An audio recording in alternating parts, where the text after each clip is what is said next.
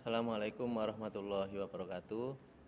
Bapak Ibu yang saya hormati, perkenalkan nama saya Muhammad Zainuddin.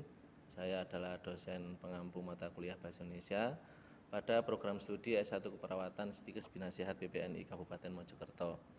Kali ini saya akan menjelaskan rencana pembelajaran semester mata kuliah Bahasa Indonesia pada program studi S1 Keperawatan. Nama mata kuliah ini adalah mata kuliah Bahasa Indonesia. Kodenya adalah SKP 182, beban kreditnya adalah 2 SKS atau 14 kali pertemuan. Selanjutnya saya akan menyampaikan deskripsi mata kuliah Bahasa Indonesia. Adapun deskripsi mata kuliah Bahasa Indonesia yaitu memberikan kemampuan kepada mahasiswa untuk mendapatkan keterampilan berbahasa yang produktif, yaitu keterampilan berbicara dan keterampilan menulis. Untuk keterampilan berbicara, mahasiswa dilatih dalam kegiatan diskusi dan presentasi yang dilaksanakan pada pertemuan kedua sampai pertemuan ke-14.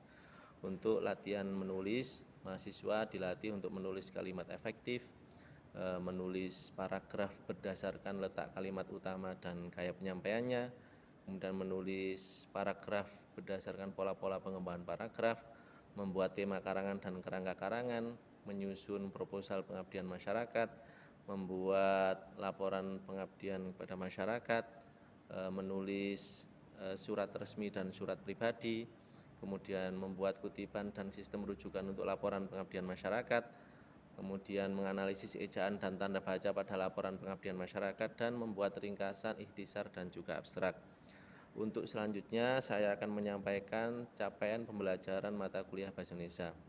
Ada dua capaian pembelajaran mata kuliah Bahasa Indonesia, yaitu yang pertama, bila mahasiswa diberi tugas untuk diskusi dan presentasi, mahasiswa mampu menggunakan bahasa Indonesia yang baik dan benar.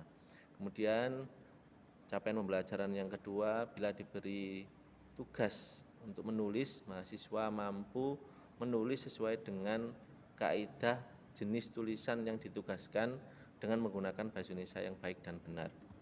Bapak Ibu, untuk mata kuliah Bahasa Indonesia ini ada 14 topik ya, pembahasan, yaitu yang pertama adalah hakikat bahasa, yang kedua adalah kedudukan dan fungsi bahasa, kemudian yang ketiga adalah laras ilmiah dan ragam bahasa, kemudian yang keempat persiapan penyajian lisan, yang kelima kalimat dan kalimat efektif, yang keenam pengembangan paragraf berdasarkan letak kalimat utama dan model penyampaian, yang ketujuh adalah pola-pola pengembangan paragraf, yang kedelapan tema karangan dan kerangka karangan, yang ke-9 adalah proposal pengabdian masyarakat, yang ke-10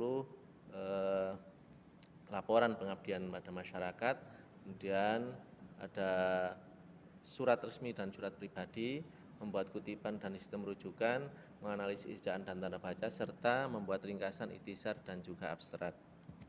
Untuk metode pembelajaran yang saya lakukan pada mata kuliah Bahasa Indonesia adalah metode contextual teaching learning, yang mana metode ini adalah memberikan kesempatan kepada mahasiswa untuk aktif di dalam kelas, baik bertanya atau menemukan atau menghadirkan suatu permasalahan sesuai dengan situasi yang ada atau situasi nyata atau kondisi nyata yang ada di lapangan, sehingga dalam mempelajari masing-masing materi itu mahasiswa memiliki gambaran terkait dengan ada hubungan antara materi dan kondisi kenyataan, misalnya di rumah sakit atau di puskesmas atau di klinik dan sebagainya yang berhubungan dengan dunia kesehatan atau keperawatan.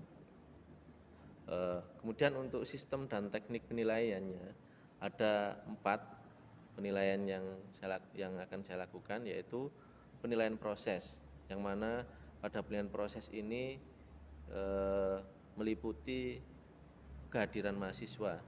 Jadi kehadiran mahasiswa dalam kegiatan pembelajaran masuk pada penilaian proses. Kemudian juga yang masuk dalam penilaian proses ini adalah partisipasi mahasiswa dalam bertanya dalam setiap kegiatan diskusi dan presentasi, kemudian memberikan argumentasi yang kuat, misalnya menambahkan jawaban teman atau menyanggah atau memberikan kritik dan saran. Kemudian penilaian penugasan. Nah, dalam penilaian penugasan ini, tugas ini setiap sebelum saya melakukan memberikan materi, saya menyampaikan terlebih dahulu kontrak perkuliahan yang mana di situ terdapat tugas-tugas yang harus dikerjakan oleh mahasiswa. Adapun tugas yang harus dikerjakan mahasiswa adalah satu, membuat artikel ilmiah konseptual yang mana formatnya sudah saya susun dan tergambar pada rencana pembelajaran semester, meliputi pada format artikel ilmiah konseptual itu ada judul, ada identitas, ada abstrak, ada bagian pendahuluan, ada bagian isi, ada bagian penutup, dan ada disesuaikan dengan jumlah pertemuan kedua sampai pertemuan ke-14. Jadi ada 13 kelompok yang nanti akan presentasi sesuai dengan urutan materi yang ada di rencana pembelajaran semester. Kemudian setelah itu mahasiswa juga membuat, tugasnya adalah membuat proposal pengabdian, kemudian melakukan pengabdian kepada masyarakat dan membuat laporan pengabdian masyarakat, dan laporannya itu akan menjadi luaran dari mata kuliah Bahasa Indonesia. Kemudian mahasiswa juga didorong untuk mempublikasikan tulisannya di baik di surat kabar maupun di jurnal ilmiah, terutama di jurnal ilmiah, misalnya jurnal pengabdian kepada masyarakat yang baik bersinta 1, 2, atau bersinta 4, 5, dan 6. Itu. Kemudian untuk penilaian selanjutnya yaitu ujian tengah semester dan ujian akhir semester. Nah, masing-masing penilaian ini mempunyai bobot yang berbeda-beda yang nanti akan dikalikan, hasil nilai yang diperoleh akan dikalikan sesuai dengan bobotnya dan akan dijumlahkan sehingga ketemu nilai akhirnya dan nilai hurufnya. Kemudian untuk penilaian presentasi, untuk penilaian artikel, untuk penilaian masing-masing soal sesuai yang ada di RPS itu saya membuat rubrik penilaian sesuai dengan topik atau materi yang saya susun pada rencana pembelajaran semester. Untuk kegiatan selanjutnya yaitu kegiatan pembelajaran saya selama di kelas, yaitu materinya adalah tentang kalimat efektif. Terima kasih.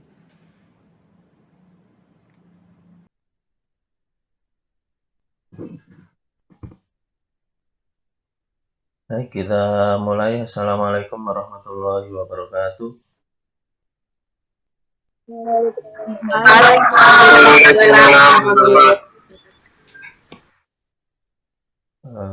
Sebelum kita mulai perkuliahan pada pagi hari ini, marilah kita berdoa sejenak sesuai dengan keyakinan agama kita masing-masing, agar apa yang kita lakukan mendapatkan ilmu yang bermanfaat dan ridho dari Allah Subhanahu wa taala. Berdoa mulai.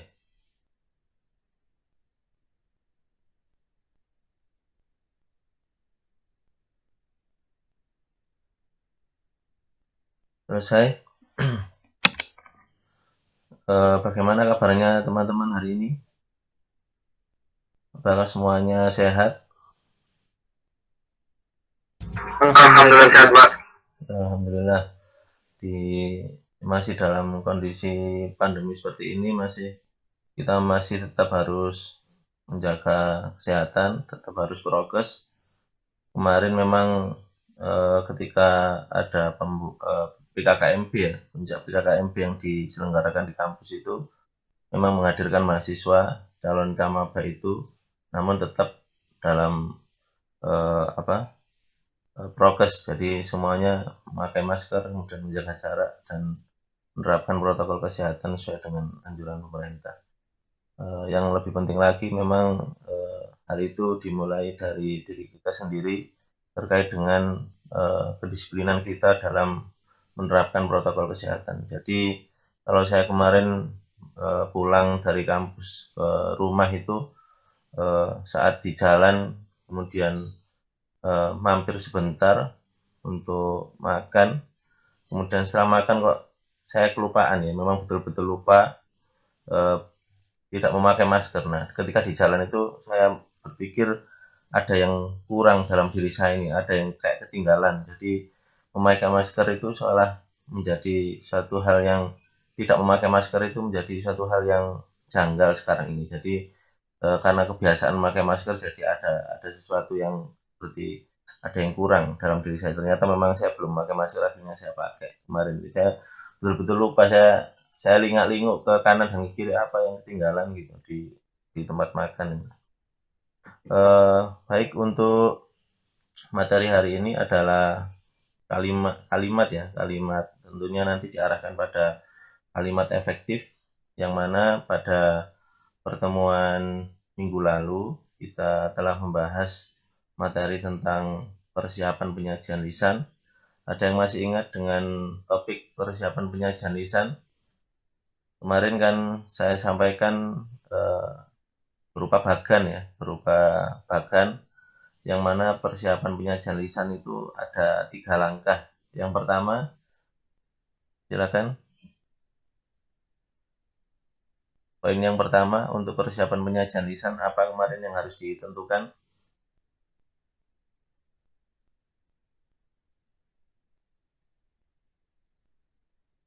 Meneliti masalah ya. Betul? Ada yang masih ingat? Kelompok yang membahas topik tentang persiapan penyajian lisan. Iya Pak, meneliti masalah Pak. Ya, meneliti masalah. Tolong sebutkan salah satu saja, Mas. Untuk meneliti masalah itu apa yang harus dilakukan? Menentukan maksud Pak. Nah, betul, menentukan maksud. Kemudian ada juga memilih dan menyempitkan topik, kan begitu ya. Jadi ada penentuan maksud, ada tujuan, kemudian ada memilih dan menyempitkan topik. Setelah itu ada langkah yang kedua, yaitu menyusun uraian, yang mana di situ poin-poinnya ada. Yang pertama, mengumpulkan. Ayo, masa sudah lupa minggu kemarin? Mengumpulkan bahan. Ya, mengumpulkan bahan. Kemudian apa lagi, Mbak? Membuat kerangka uraian. Membuat kerangka uraian. Setelah itu, Menguraikan secara mendasar Pak. betul sekali. Mengumpulkan bahan, membuat kerangka uraian, dan menguraikan secara mendetail. Menguraikan secara mendetail. Dan yang ketiga adalah latihan ya. Jadi latihan yang kemarin yang saya tambahkan pada poin latihan adalah pemanfaatan kekuatan kata-kata yang kemarin itu ya. Jadi ada penguasaan topik, itu memang harus betul-betul dikuasai oleh seorang pembicara. Kemudian yang kedua itu apa yang kemarin? Yang kedua,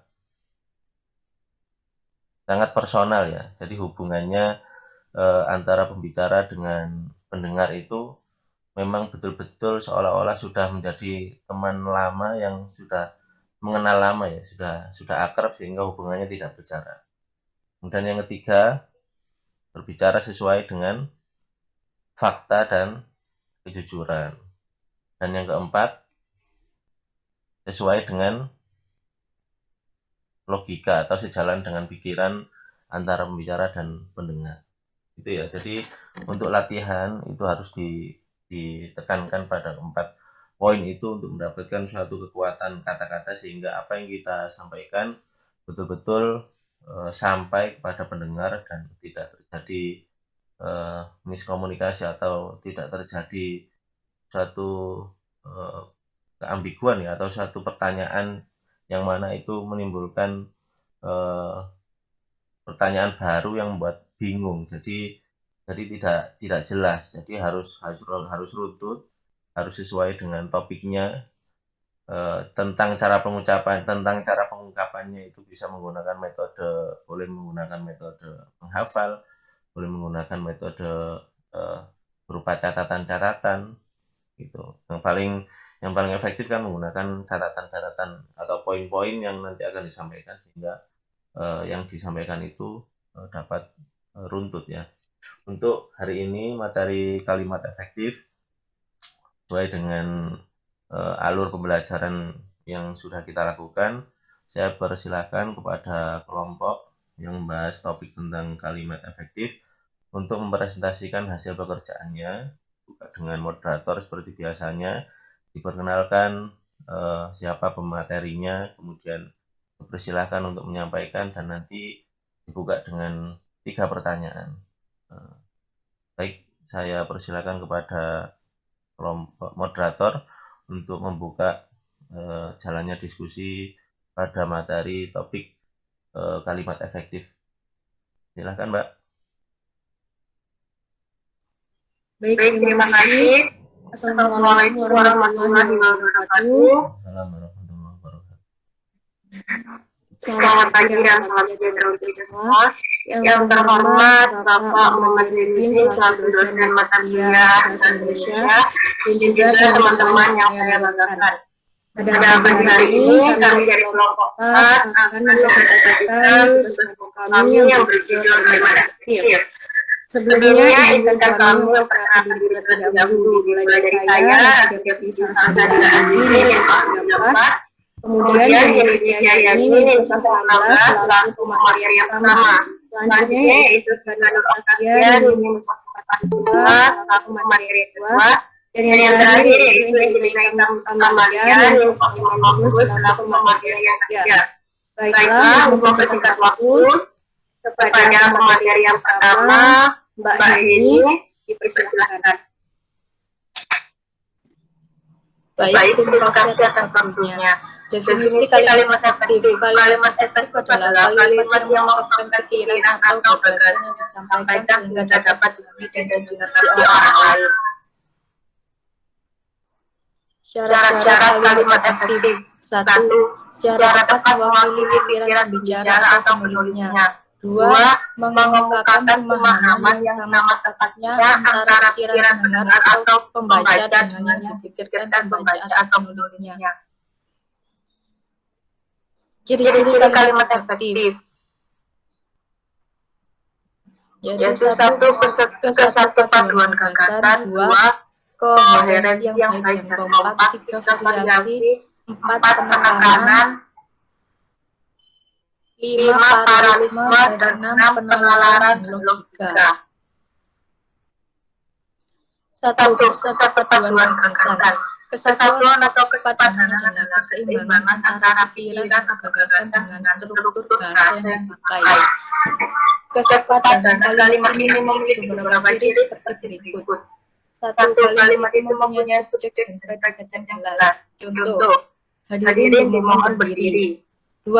Tidak terdapat subjek yang ganda. Contoh, bagi saya soal itu kurang jelas.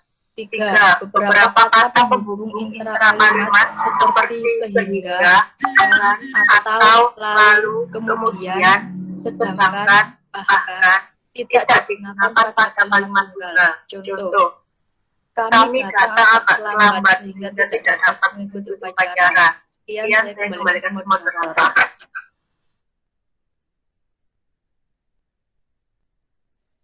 Terima kasih kepada pemateri yang pertama. Dilanjutkan pemateri yang kedua yaitu Mbak Sofia, dipersilakan. Koherensi yang baik dan kompak. Koherensi adalah keterkaitan antar bagian yang satu dengan bagian lainnya. Contoh, menurut beberapa penelitian, di balik kelezatan dari rasa buah apel, ternyata juga mengandung banyak zat-zat yang bermanfaat bagi kesehatan tubuh kita. Variasi merupakan suatu upaya yang bertolak belakang dengan repetisi. Variasi tidaklah menaikkan bentuk bahasa agar tetap terpelihara minat dan perhatian orang. 1. Variasi sinonim kata. 2. Variasi panjang pendeknya kalimat. 3. Variasi penggunaan bentuk ma dan di. Pemakaian bentuk gramatikal yang sama dalam beberapa kalimat berturut-turut dapat menimbulkan kelesuan. Contoh, kakak menolong anak itu dengan membawanya ke pinggir jalan tidak efektif. Kakak menolong anak itu dengan membawanya di pinggir jalan efektif. Anak itu ditolong kakak dengan dibawanya ke pinggir jalan efektif. Penekanan dalam kalimat adalah upaya pemberian aksentuasi pementingan atau pemutusan perhatian pada salah satu unsur atau bagian kalimat, agar unsur atau bagian kalimat yang diberi penegasan atau penekanan itu lebih mendapat perhatian dari pendengar atau pembaca. Bagian kalimat yang penting perlu diberi penekanan atau penegasan, agar maksud kalimat secara keseluruhan dapat dipahami, dengan cara mengubah posisi kata dalam kalimat, yakni dengan cara meletakkan bagian yang penting di awal kalimat. Contoh, harapan kami adalah perencanaan pendidikan gratis secara direncanakan pemerintah. Pada kesempatan lain, kita akan membahas masalah ini. Yang saya kembalikan ke moderator.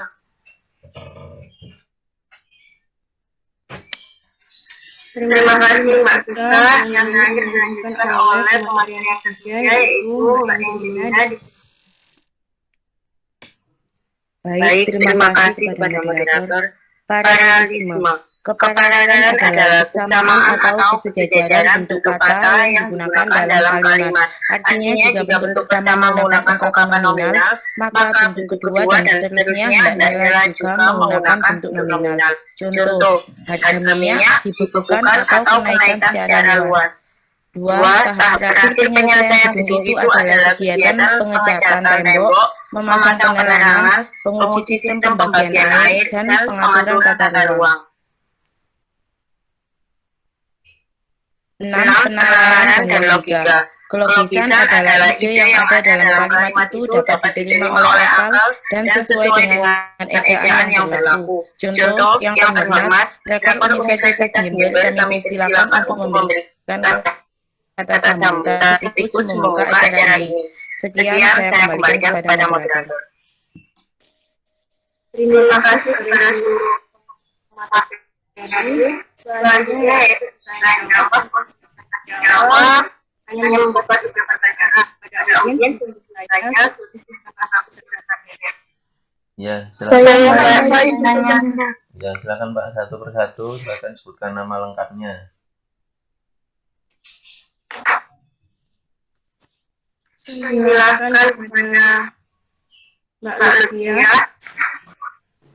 Terima kasih, saya Lydia Sandra, Info 02 izin bertanya.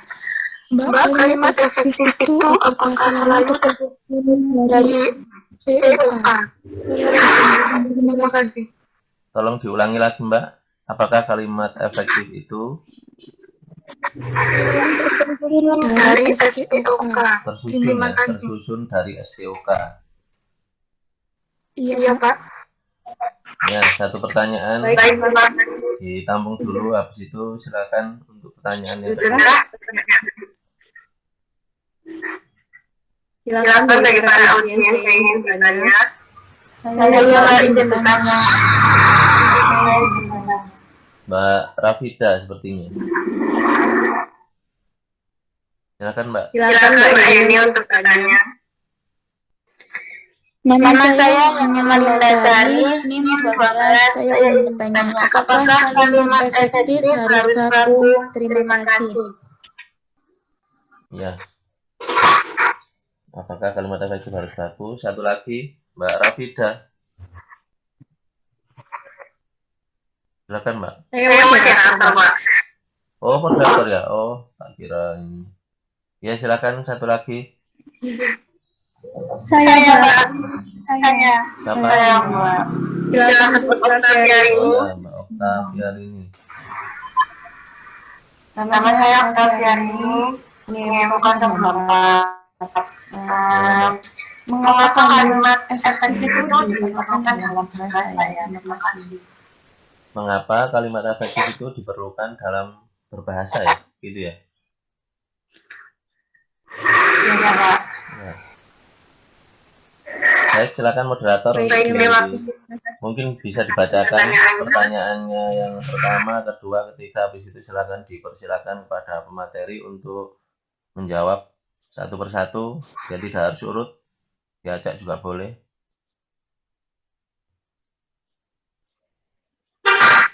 Baik, kepada rekan-rekan saya yang ingin menjawab pertanyaan selanjutnya Mbak Eni atau Oktavia, silakan.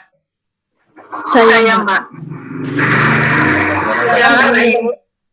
Saya ingin menjawab pertanyaan kalimat Sari, yaitu pertanyaannya apakah kalimat efektif itu harus baku? Tanya. Ya, karena kalimat mengandung makna kalimat yang mudah dimengerti, singkat, padat, dan tidak menimbulkan makna lain atau ambigu. Kalimat itu simpel, baik ketika diucapkan maupun dituliskan. Terima kasih. Ada yang menanggapi? Jawabannya itu benar, tapi barangkali ada yang mau menanggapi. Nah, benar ini masih dalam ini ya, maksudnya masih disimpan dulu benarnya ini. Ya memang benar, tapi mungkin pada situasi atau pada penulisan tertentu. Nah, untuk penulisan yang lain, apakah penggunaan kalimat efektif itu harus baku? Saya Pak izin menambahkan. Ya, silakan Mbak Vika. Tolong untuk notulen dicatat ya, untuk yang baik yang bertanya maupun yang menambahkan sama saja. Silakan Mbak. Apakah kalimat efektif itu harus baku? Ya, karena kalimat efektif menjelaskan suatu kejadian berdasarkan fakta. Jika tidak memakai kata baku, maka kita akan kesulitan mencari informasi yang ada di kalimat efektif tersebut. Dan juga kalimat efektif bisa membantu dalam penjelasan sehingga efisien dan meningkatkan pemahaman dari pendengar. Saya kembalikan ke moderator. Berarti Mbak Vika Nur Oktavia ini sama Mbak Heni ya. Jadi jawabannya itu tidak ada perbedaan bahwa penggunaan kalimat efektif itu harus baku. Nah, yang saya maksud itu alternatif jawaban yang lain selain apakah harus baku. Nah, mungkin ada yang menjawab tidak harus. Nah, itu kan ada alasannya misalnya. Silakan. Nah, kita harus kembalikan pada pengertian materi kalimat efektif. Ayo. Kalimat efektif adalah kalimat yang mampu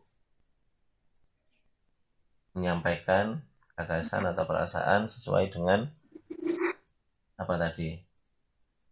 Nah, kalau dituntut kebakuan, nah kan genre atau jenis tulisan kan banyak. Misalnya bidang militer, bidang sastra, bidang hukum, bidang ekonomi, terutama misalnya bidang sastra. Nah, apakah harus baku? Kalau penggunaan sesuai dengan ejaan bahasa Indonesia, iya. Tapi untuk kebakuannya itu kan, untuk genre sastra itu kan dia punya konvensi atau kesepakatan sendiri ya.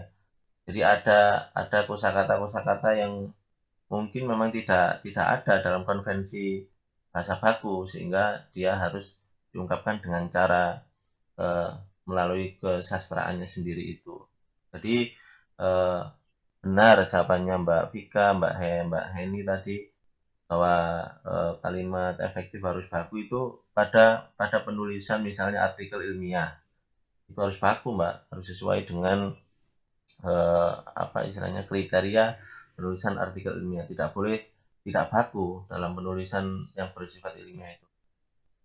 Untuk penulisan yang misalnya pada bidang sastra katakanlah begitu, itu mempunyai konvensi sendiri. Untuk cara pengucapannya, untuk cara pengungkapannya kalimat efektif itu ya sesuai dengan tujuannya dari penulisnya itu ingin apa. Saya coba memberikan contoh. Saya izin share screen ya. Tolong misal ini dimatikan dulu.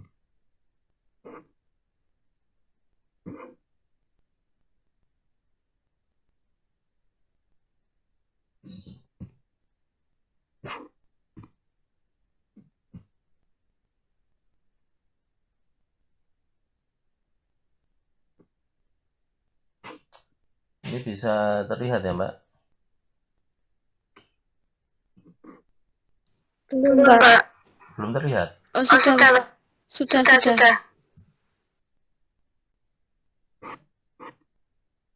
Nah,